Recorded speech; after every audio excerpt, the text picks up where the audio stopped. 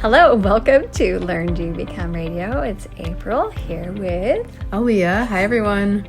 We're actually in person today, which is fun because we live in two different states, but it's a fun mother-daughter get-together with maybe some grandkid noise in the background, which is going to be happy. But today we're talking about going from paper to digital. And we have had so many people want to do that, and maybe you are partially digital and maybe you are trying to figure out how to get all the way there. But if you're feeling overwhelmed and you want just a simple way to think about it, that's what we're here to do today. So Alia's going to give a little background, though, on why this has been so overwhelming for so many people. Yeah, and just to preface that, I personally have only been digital my whole life. I grew up with knowing nothing but computers and digital stuff. I tried to get you paper, but you really went on to digital, so it was great. Yeah, I originally thought I would like paper better, but it didn't work out for me, and my brain just clicked better with all things digital. So I come from the perspective of really having known nothing but that, and then my mom here has had a hybrid system for many years where she uses several paper elements but also digital components. So I think they bring a good perspective to the best of both worlds, what you can accomplish with all that. I really was mostly paper at the beginning because we just didn't have digital options like we do today. And so I've kind of been making the transition. But to be honest, I would say I'm about 98% digital at this point.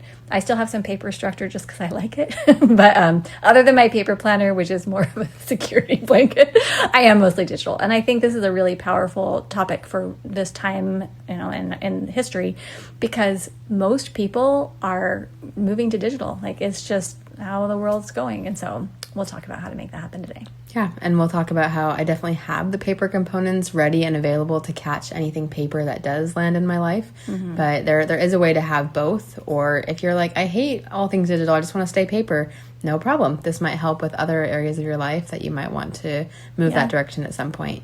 And the reason that so many people have come to us with a lot of stress around this topic, or just feeling that there's not an easy way forward, is because they're looking at all the mountains of backlog. Many people in our community have 1, 2, or even more filing cabinets full of old papers or memories. Their kids are bringing home things from school, or they have all their past files and records from work and family life and things like that. Or their parents' papers they've inherited. Yes, lots of inherited piles of papers, and maybe they're all nicely organized, but it's just a lot of boxes of family photos or papers that might have important things, who knows, documents, all these things. And when we look at that backlog, it feels like we should start there. Oh, I need to clear my papers. I need to become digital. I'm going to start with all my parents' papers and all the old stuff. And that's not what we recommend. We're going to talk about how you can create a great system for the incoming things that you're handling right now, every day, every week, and going forward.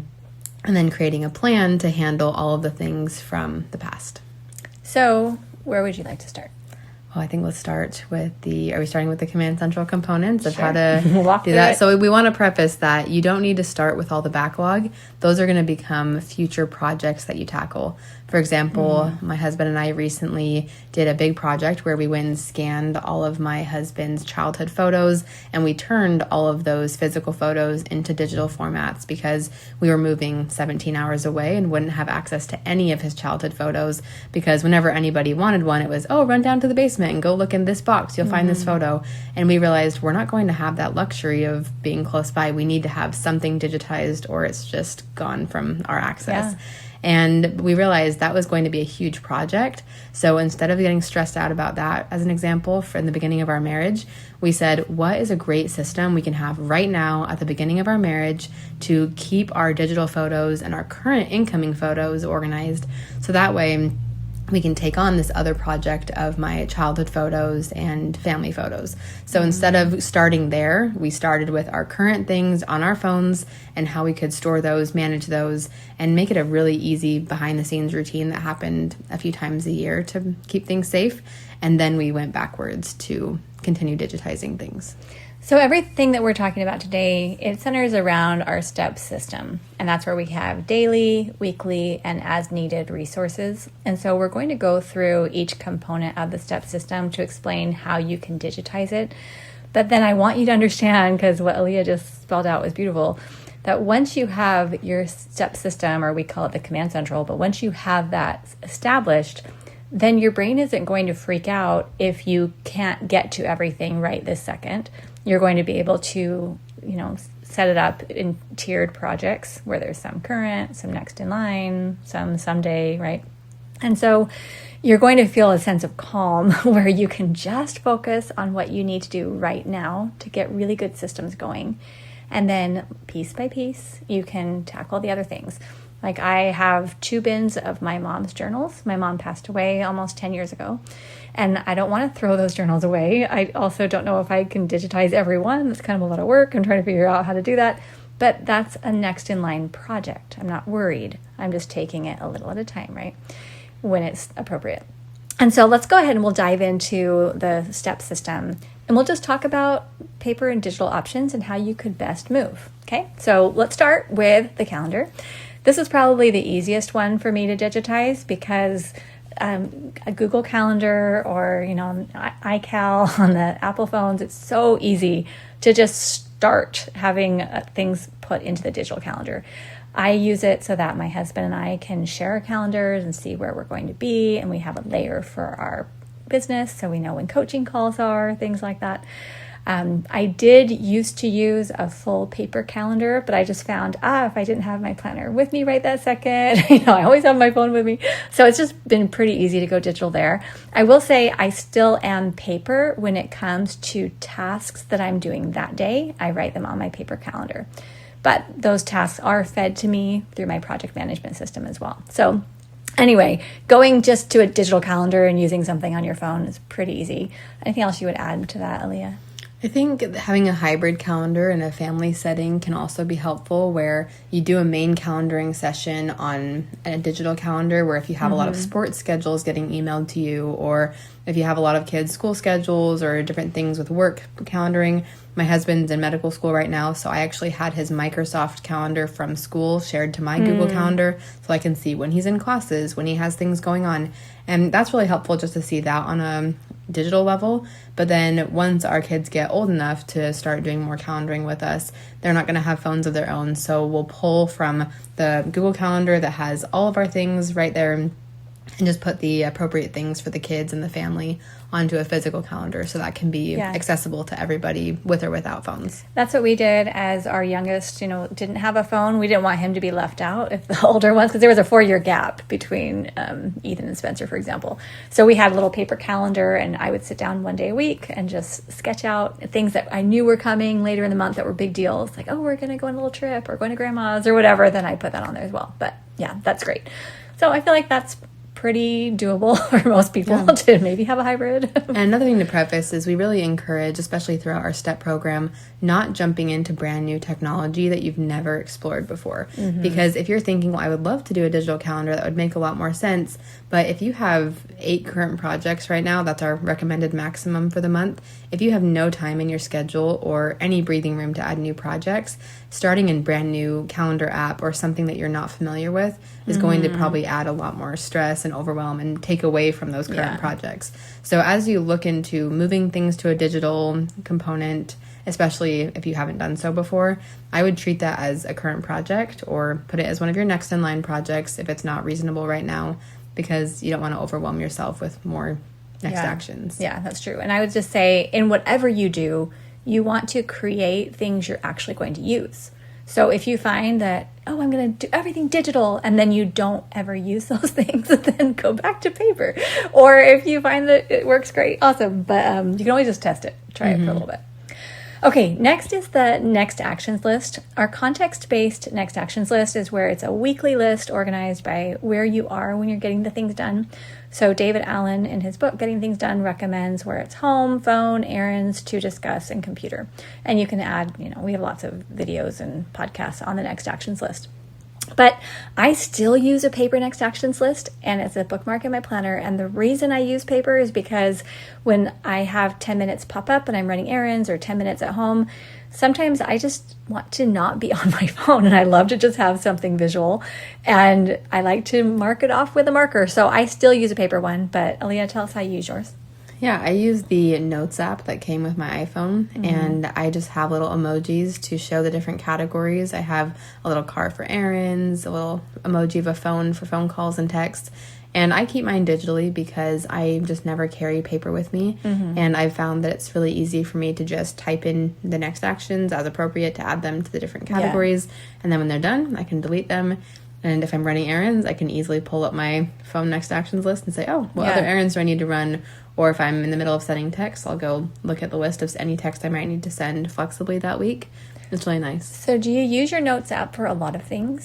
Okay. And do you ever forget to look at your next actions list? It's been a habit now. So I've had my Command Central set up in about the same way for almost 10 years. Okay. So I found that at the beginning, though, I did need a lot of reminders. And I think I would sometimes set alarms on my phone to look at things or even have my calendar send me a notification to check things out. It wasn't a natural habit, but it's been 10 years. So I just know every night I look at my calendar, and then every morning, you know, especially with 2 little kids, my day's all over the place every day. But I can look at my next actions list whenever I have a moment to breathe.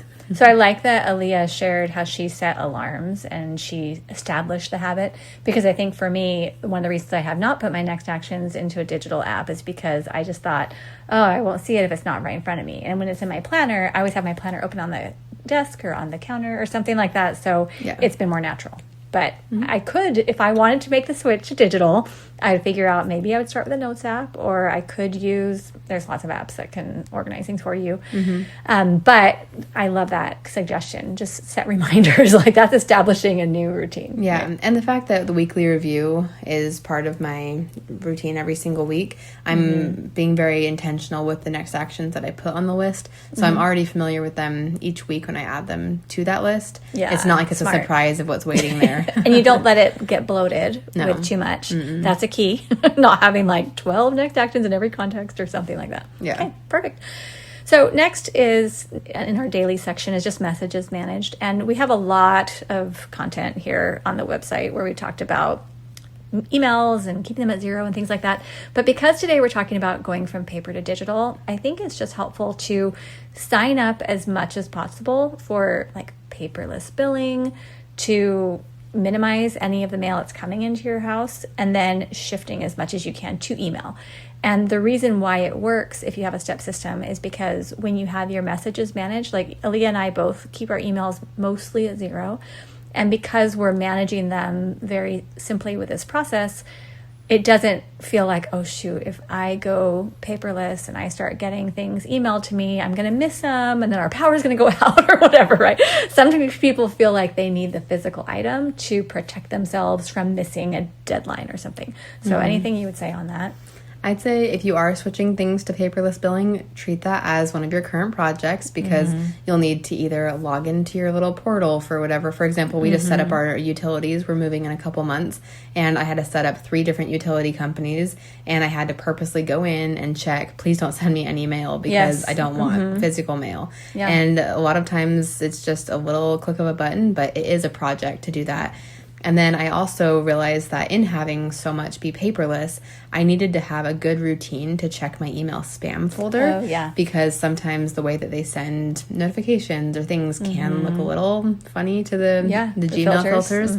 So I have a routine on my calendar every Saturday to check my spam filters. And I almost always, at least once a month, find something important that gets sent there. Oh, okay. So that's just a recommendation I have, is once you are switching to more digital, making sure that you're covering all the bases in not only managing your email and text inbox as much as you can every single day, so nothing slips through the cracks, but also any of the junk folders. Well, I love what we're hitting on right now, because it's all of these little things like, oh, something might go to spam, or I might forget to look at an app, or like all these little reasons why we feel like maybe we need to hold on to paper. Yeah. But then when you end up with piles and piles of paper, you're thinking, wait, how do I just reduce the overwhelm, right? And I'll link in the show notes a podcast I just did about streamlining our digital inputs, because when you start looking at where are things coming to you digitally, you're going to realize there's a lot of apps and messages and all these things. And what I tried to do is consolidate. I only have one personal email. I have everything funneled into one. I have a very small amount of social media apps or places that I can receive messages on apps, because I don't want to be checking a million different inboxes and random messaging boards. So I really try to be intentional with where my digital inputs are coming to me. Yeah. So that way nothing feels stressful. I maybe have 4 apps where I receive messages in different ways, and then an email one on top of that, and that's it. Smart. Okay, as far as landing spots go, inside our STEP program, we talk about how we don't want to just have things landing physically all over the place. How Alia was saying she consolidates her digital inboxes. We do the same thing in the physical world. So when something comes in from the mail, or you get a package, or someone hands you a brochure and you bring it home, that you have certain landing spots. Just maybe I only have one downstairs, and then I have my desk upstairs where things get moved.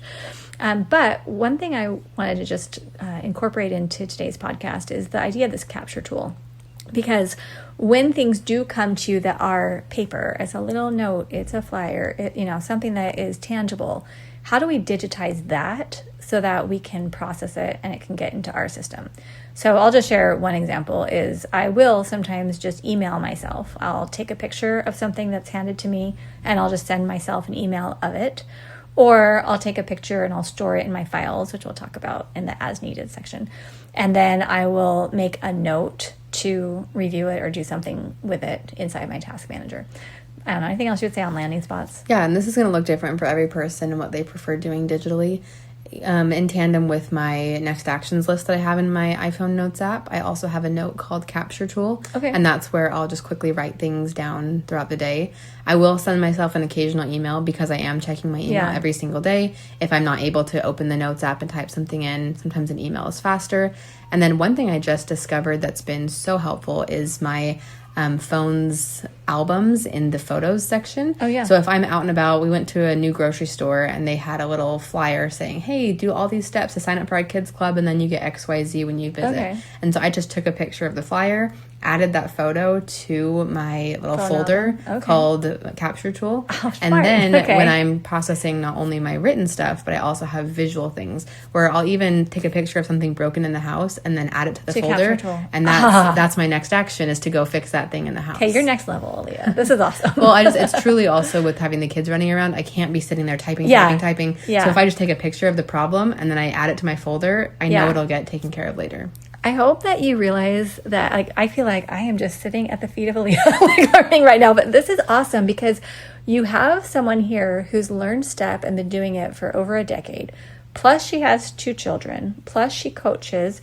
And so because she's so limited on time and she's 100% digital, everything that you're hearing right now, these are things that are actually working with a super busy life. And yeah, we've been with her 2 children who are so fun this past week, but it is so busy. You don't have time to just sit and reflect for hours and hours. No, I can barely take a picture of something, much less type it into my next action. You got to be moving fast because they're moving fast, so okay, I love that. All right, now we're going to move on to the weekly section. So inbox, I think we kind of already covered that. Similar to the capture tool and the email inbox, I think. But again, consolidate your digital landing spots where things are coming to you. Just if you can cut any one of those places that you have to look over and over and over again every day, it's going to make things feel so much better. So if you have 6 email addresses and then you have 7 different communication apps with groups. Things like that. See if you can forward the emails into one main inbox or have one for personal, one for business, and then cut out as many apps and unnecessary distractions as you can. Yeah. All right, so now we'll move on to the current projects list. So when I first started to teach STEP, I encourage people to have a paper folder, and this is what I personally did because computers were, they were around, but I didn't have a project management tool yet. So I just had a paper folder and it said current projects, and then I had a list of the current projects I was working on and some additional pages behind it that had the project title at the top and then steps broken down. This is similar where when I first got my Franklin planner, they had goal setting forms. You could buy a form pack and it would have what's your goal, and then what are the little steps to break it down. So it's very similar to that, where I would and even in my planner, I had pages in my planner to organize my projects. And that can work really well if you are a paper person and you want to have, a folder for each project and you want things written down and you want to be able to go through the steps that way. And if you do most of your work sitting at that desk and sitting with those papers, that can work. What we're finding is because most of us are very mobile, maybe you're traveling or you're working from the park and then you're working from the office and then you're working from home or whatever, that you may need to access your materials for your projects and be able to see your list and maybe even adjust your list as you go. And so for me personally, I made the switch probably about 9 years ago and went into Asana, so Asana. And again, there are so many different options that you can use for digital project management. This is just the one that I selected. But I now have a current projects list that's organized inside of Asana, and I can easily move the projects around, but I know at the beginning of the month what my projects are. I review that list each week, and we go from there. So what else would you add there? Yeah, at the very beginning, I actually used a Google Doc for my projects list, and I had current at the top, next in line, then someday, and then I could just copy and paste to move things around the document. Yeah. So I'd even recommend, if you want to just play around with the digital option, literally do any kind of online document where you can just copy paste, move things around, and then you could add little checkboxes or bullet points for your next actions to break it down. Even the Notes app could work. Even the Notes app, because the hardest part that I run into with coaching people is that they want to have the perfect system, or they want to do exactly what we're doing right now. Yeah. And learning how to use a new digital platform, or finding out, oh, I just built my whole current projects list and I actually hate using this website. Or I can't share it with people at work now. Like it it truly wastes so much time, because obviously we want you to be digital if that's your end goal. But if it's coming at the expense of losing all your project time because you're constantly recreating your lists and different digital aspects, it's not worth it. So I'd say make it as sad looking as you can. That's so simple that it couldn't possibly be a problem. Function before fancy. 100%. So literally open up a Google Doc, or use our Google spreadsheet where you can just set up different columns and do that. Yeah. So there's so many possibilities there, but that's how I started doing mine in a Google Doc, and now I have a similar setup as my mom's. Okay. So that's great. So that's current projects list. Next is routines and responsibilities. I actually did start with a digital list here because they kept changing. I kept thinking of new ones. And so routines and responsibilities, those are just the things that you're doing regularly. So it's your daily, weekly, monthly, etc. So I, at first, just typed mine into a Google Doc. I had 2 columns, and I just wrote everything in there, and then I printed it out. Okay, so I did go paper. I had it digitally, but I printed it, and I had it just on a little stand right there at my desk. So every week during my weekly review, I could look at it, see how things were going. Most things were on autopilot, but if there's something I was forgetting, that would go into my calendar and have a reminder. But now I do put all my routines into Asana, and the reason I love it is because I have them written in the sections like daily, weekly, monthly. But any of the ones that I don't want to forget, or like I can't forget, I love having them assigned to me with a deadline. And so those do pop up for me, so I don't forget to pay certain bills on certain days, or wish someone a happy birthday, or, actually those are the calendar things more. But if it's something like, oh, we're recording a podcast, or sending a newsletter, or I don't know, we have like 50 different routines that you do for LearnDoBecome, or maybe more than that, on a regular basis. So having digital routines, literally you could just start with a Google Doc or something, or a Notes app, but putting those into some kind of a project manager that does repeat the task, that I think is so great feature of digital resources. And what I found is I need to have a very hard line between my work and personal things, projects, routines, and everything in between. So my personal Google Calendar holds all of my routines for my personal life that I want reminders about. Okay. And then I use the Asana project management tool for all work things. Okay. But I do not use Asana for personal, and I don't use my calendar for work. I just cannot have those on the same page, because I find that if I'm in personal mode, then if I see a work thing, then I get distracted and want to start working. Yeah. So I've just found that I need a very distinct place for all my routines digitally. Well, and I love that you're doing that, because Alia is like tracking work hours, right? And so she doesn't want to be confused, because it's like, what, do I count that as work, or do I count as personal, right? And that can feel a little bit more tricky. And so for me, where as a business owner, I'm not tracking hours and it's a little more flexible, then for me having it in the same spot, it's like, whatever, it doesn't matter. But if I did want to create a little bit more space and have better maybe work personal life boundaries for myself, I like that idea, having it separate. Okay, next is just a waiting list. This is just simple, but I used to have a piece of paper that I put things on it that I was waiting for. Now I mainly just use calendar reminders and say, when would I want to check in on this, and have that come up as a digital calendar reminder. Yeah, I'll schedule emails to myself for things that I want to follow up on, or sometimes I'll just put it in my calendar as a task to follow up on a certain day, a week in the future. Yeah. So that's how we've made that digital. Goals, I use Evernote, and I just put all my goals, and I have pictures of like my vision board. I have all the things. So I have typed all of my goals into, I use Evernote, but it could easily be Google Docs or something else. This How is about where you? I actually don't use this. Oh, I don't. what do you do? I don't have any. Like I have goals. You have goals. I have goals, but what I've found is that having too big of a goal doesn't actually like go anywhere for me.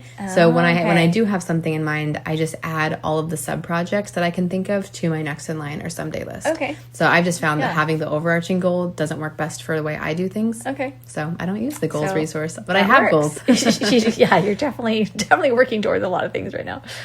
Okay, next is read and review. So this is where I have a basket of newspapers. If we still get a physical newspaper once a week, magazines, we probably get 3 a month. And then any other like little pamphlets or things we want to look at that are tangible.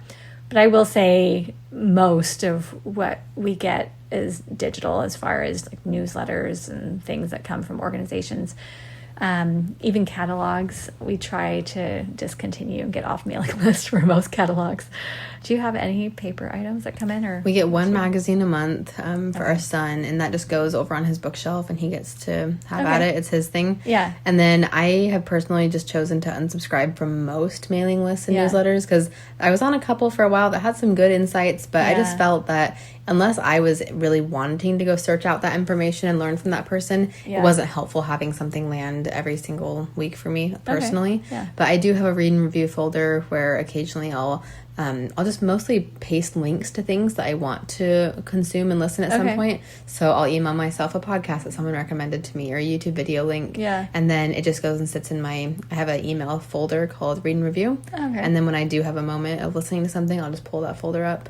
That's also where I add book recommendations that people share on social media. I'll screenshot somebody's favorite book on Instagram, and then I'll email it to that folder. And then when I want to go request a new book from the library, that's what I do. I love it. And I do have an Evernote as well called To Read, and I put in books I want to read in there. And some people have apps for that too. I just, again, I don't want more apps than I Yeah, need it's like, in my life. what do you need? So I need my email folder, and that's it. But I know some of my friends love Goodreads or other apps that they can track their books and have their next in line list.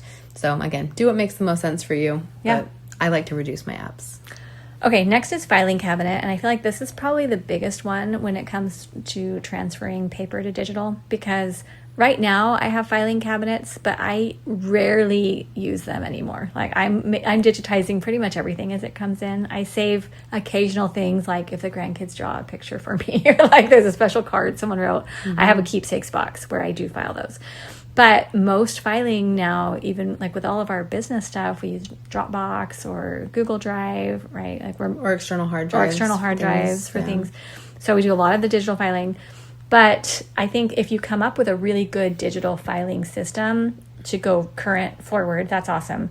And then that's where this backlog, when we're talking about the projects that you're able to have, the someday project, like my mom's journals, digitizing those. I'll just share a quick process of how I'm doing that. So I think I'm going to do this with all her journals. I've tried it with 2 of them. I'm on the 3rd right now. But what I've done is I sit with my phone and I take a picture of each page, and a lot of it's shorthand. So I'm like, I don't know what it all means, but I'm just going through and I just digitize each page. So I don't want to throw away the journal until I at least have it captured. And I don't want to pass them on to Alia because Alia doesn't want 2 pens of journals from her grandma as much as she loves her grandma. And so after I've done all the photos, I go in and I put them into Evernote. Again, you could put them into a Google Doc, but I put all the photos in and then I turn that into a PDF. So now I have a PDF of her whole journal, and you can like shrink the size so it doesn't take up a lot of storage space. I put that in Dropbox and on my external hard drive, because in Dropbox I have a link shared with all my siblings so they can go through and see mom's journals, or I can also have it stored in my hard drive. But that way now I have 2.5 journals that could be discarded, and I wouldn't feel stressed about it because I've got the digital files backed up and shared. So that's just an example. And then coming from someone who I probably have maybe 3 or 4 file folders under our bed in a little file box, we do keep a handful of things that obviously aren't good to put on a digital platform that could be hacked, or someone could take your stuff. So anything with sensitive information, for sure, we keep that physical. But then everything else is mostly digital, and my husband and I have a shared Google Drive folder with different things for our apartment or car stuff or things that we're working on together. And then I also have a folder called long-term storage. So it's all those old files that I don't necessarily need, but I want searchable. Just throw them all in there. And then I just have a umbrella folder for each of the categories of my life. So home, family, a couple work things that aren't going to go on our public, or what's it called, the team drive. Yeah. And so I have very intentional folders in Google Drive, but it started out as a mess. It was so crazy and it looked really bad. I had all my folders in there and files from probably 5 or 6 years worth of school, and just anything I made just kind of got thrown into Google Drive.